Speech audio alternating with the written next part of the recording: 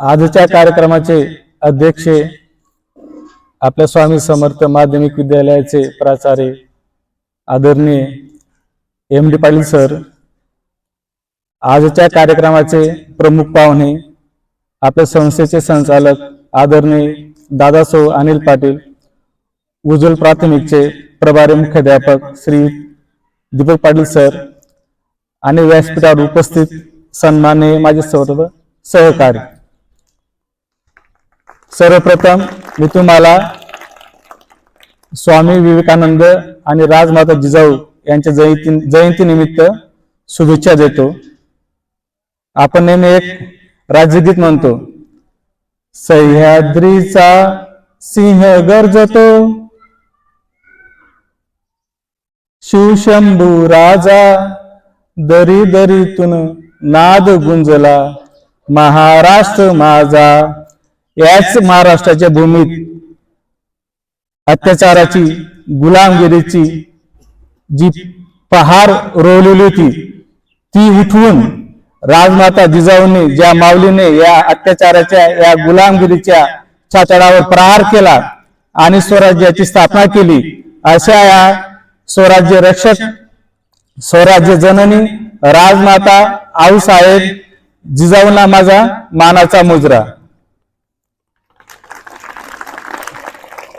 विद्यार्थी मित्रांनो, 12 जानेवारी 1598 रोजी सिंदखेडा राज या ठिकाणी लखुजी जाधव आणि म्हाळसा देवी यांच्या पोटी जिजाऊंचा जन्म झाला। आपण म्हणतो ना, बाळाचे पाय पाण्यात दिसतात। लहानपणापासून त्यांना तलवारबाजी, घोडेस्वारी यांची आवड होती आणि पुढे त्यांचं दौलताबादचे शूर असे सरदार शहाजीराजे भोसले यांच्याशी त्यांचा विवाह झाला।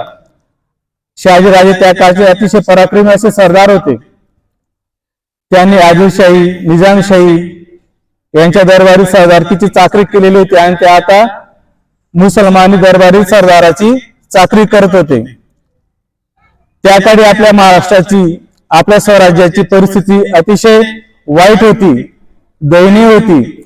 सर्वत्र दडपशाही, अत्याचार, अन्याय चालू होता। स्त्रियांची अब्रू घेतली जात होती, त्यांची विक्री केली जात होती, मंदिरे तोडली जात होती, धर्म बाटवला जात होता। शेतकऱ्यांची परिस्थिती तर फारच वाईट होती। जो जगाचा पोशिंदा शेतात राब राबायचा आणि बादशाहचे कमगे भरायचा, मात्र तो स्वतः अर्धपोटी झोपायचा। सर्वत्र दडपशाहीचे वातावरण निर्माण झालेले होते। लोकांना गुलामीची इतकी सवय झालेली होती की स्वातंत्र्य काय असते ते विसरूनच गेलेले होते आणि ही आपल्या स्वराज्याची अनास्था पाहून राजमाता जिजाऊ आणि शहाजी राजे फार अस्वस्थ होत होते आणि त्यांना कुठेतरी असं वाटायचं की आपण याच्या विरुद्ध काही उठाव केला पाहिजे, स्वराज्य निर्माण केलं पाहिजे। हे त्यांच्या मनात एक विचार सुरू झाले आणि कळत न कळत त्या जिजाऊ मातेच्या गर्भात ज्या बाळाची वाढ होत होती, नकळत त्या बाळावर त्याचे संस्कार होत होते आणि शेवटी तो सोन्याचा दिवस उगवला आणि 19 फेब्रुवारी 1630 रोजी शिवबाचा शिवनेरी किल्ल्यावर जन्म झाला। आपण म्हणतो ना, कर्तव्य, शौर्य, धैर्य, साहस हे मनगटात रुजवण्यापूर्वी ते रक्तात, मनात उतरवले पाहिजे। म्हणून राजमाता जिजाऊ यांनी लहानपणापासूनच शिवाजी महाराजांची जळणघळण केली। त्यांना सगळ्या प्रकारचे युद्ध कौशल्य शिकवले, राजनीतीचे डावपेच शिकवले। त्यानंतर गनिमी कावा, दूरदृष्टिकोन, नियोजन, संघटन कौशल्य अशा अनेक गोष्टींमध्ये त्यांना लहानपणापासून पारंगत केले आणि त्यांना स्वराज्याच्या स्थापनेसाठी ते लहानपणापासून त्यांना तयार करू लागले। असे हे प्रशिक्षण देताना त्यांनी शिवाजी महाराजांना महाभारत, रामायण यांच्यातल्या गोष्टी सांगितल्या। विशेष करून त्यांनी शिवाजी महाराजांना एक शिकवण दिली की रावण सारखा महापराक्रमी असा राजा होता की ज्याने देवदेवतांचाही पराभव केलेला होता, तरी सुद्धा त्याने माते सतीचे अपहरण केले आणि त्याचा नाश झाला। कौरवांचं तेच होतं. त्यांनी द्रौपदीची विडंबना केली आणि त्यांचा अंत झाला. तेव्हा त्यांनी शिवाला एक शिकवण दिली, शिवा आयुष्यात एक गोष्ट नेहमी लक्षात ठेवायची, स्त्री ही मराठ्यांच्या देवाऱ्यातील दैवत आहे, तिचं रक्षण झालंच पाहिजे. काय म्हटलं ते शिवाला? स्त्री ही मराठ्यांच्या देवाऱ्यातील दैवत आहे, तिचं रक्षण झालंच पाहिजे. आणि शिवाजी महाराजांनी ही शिकवण आयुष्यभर लक्षात ठेवली. म्हणूनच छत्रपती शिवाजी महाराजांनी कधीच आपल्या दरबारी कोणत्या स्त्रीला नाचवले नाही, नाचू दिले नाही आणि स्त्रियांच्या सन्मानासाठी, त्यांच्या रक्षणासाठी सदैव पुढे राहिले. मी तुम्हाला असाच एक प्रसंग सांगतो. पुण्याजवळच एक वतनदारीचं गाव होतं रांझे. या रांझे गावचा पाटील होता. पाटील की त्याला पदवी मिळालेली होती, त्याचं नाव होतं भिकाजी गुर्जर. तो आपल्या वतनदारीतील स्त्रियांचा छळ करायचा, त्यांना त्रास द्यायचा. ही बातमी जेव्हा आऊसाहेबांना कळली तेव्हा त्यांनी फरमान काढले, जा आणि त्या पाटलाला, त्या भिकाजीला पकडून दरबारात हजर करा. सगळा दरबार गच्च भरलेला होता. त्या पाटलाला पकडून त्या ठिकाणी हजर केलं.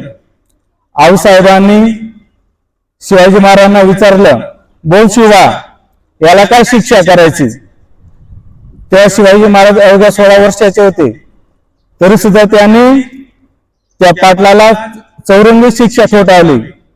चौरंगी शिक्षा म्हणजे हात पाय छाटून झाडाला बांधून मरेपर्यंत त्याला बांधून ठेवायचं, अशी शिक्षा होती. असे आमचे शिवाजी राजे होते, अशी जिजाऊंची शिकवण होती. असाच एक प्रसंग आहे. कल्याणच्या सुभेदार रामचंद्र पंत यांनी विजापूरच्या सुभेदाराचा पराभव केला आणि तिची प्रचंड संपत्ती खजिना लुटून त्यांनी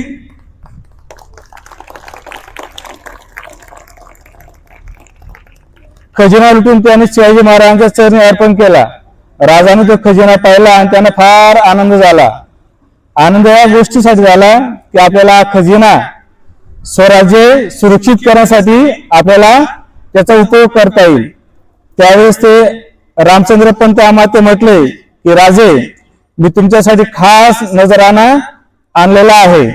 आणि त्यांनी त्या सुभेदाराची सून राजांसमोर हजर केली. राजाने त्या स्त्रीला पाहिले आणि म्हटले की तुम्ही माझे माते समान आहात.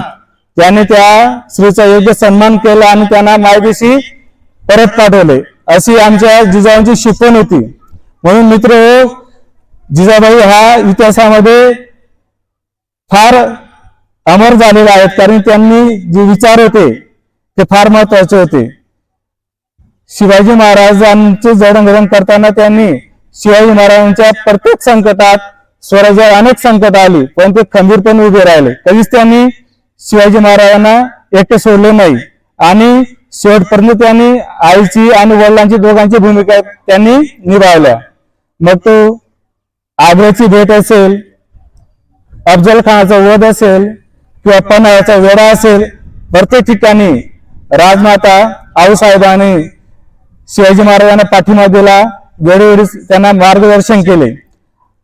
आग्र्याचा प्रसंग, ज्यावेळेस शिवाजी महाराज औरंगजेब यांना भेटण्यासाठी आग्र्याला गेले आणि त्या ठिकाणी त्यांनी शिवाजी महाराजांचा विश्वासघात केला आणि त्यांना कैदेत टाकले. त्यावेळेस औरंगजेबाला असे वाटले की आता या स्वराज्याचा, या मराठ्यांचा कोण रक्षण करताच उरलेला नाही. तेव्हा त्यांनी मिर्झा राजा जयसिंग यांना या मराठ्यांचा, म्हणजे आपल्या स्वराज्याचा पराभव करण्यासाठी आपल्या महाराष्ट्रात पाठवले.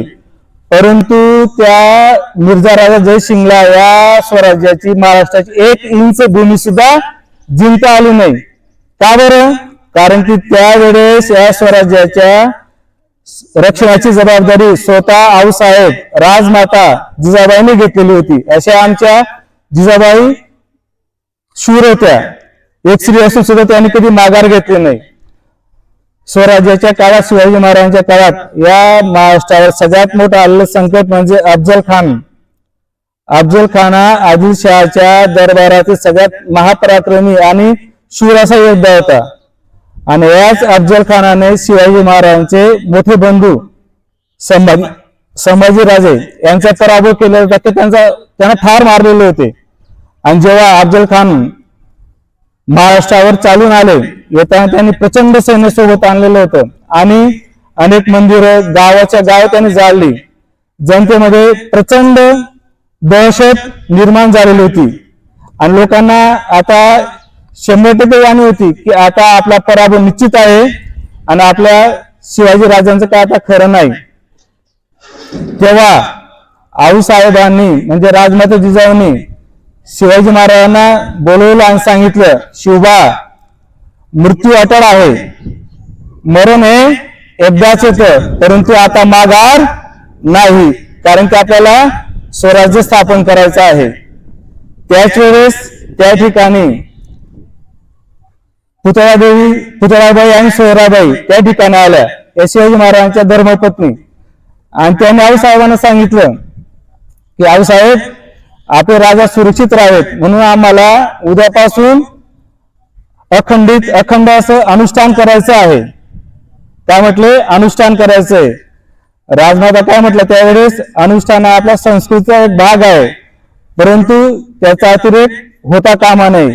याच अनुष्ठानामुळे, पूजा अर्चेमुळे आपले देवगिरीचे आणि विजयनगरचे हिंदवी साम्राज्य लयास गेले. सोमनाथचं मंदिर 16 वेळेस जिंकले गेले.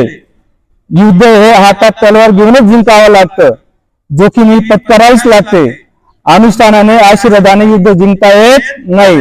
तर त्यासाठी लोकांचा विश्वास, पाठबळ, त्यांचं शौर्य हेच कामी येत असतं. माझा शिवबा हा निश्चितच अफजल खानाचा वध करणार आहे, परंतु जर काही अघटित घडलं तर तुम्ही सुद्धा लढण्यासाठी सज्ज राहा. पहा किती त्यांनी असं सल्ला दिला. त्यांनी असं मुलाचा मरणाचा विचार केला आणि त्यांनी जे सुनबाईंना सांगितलं की तुम्ही सुद्धा युद्धासाठी सज्ज राहा. अशा त्या वीरांगना होत्या.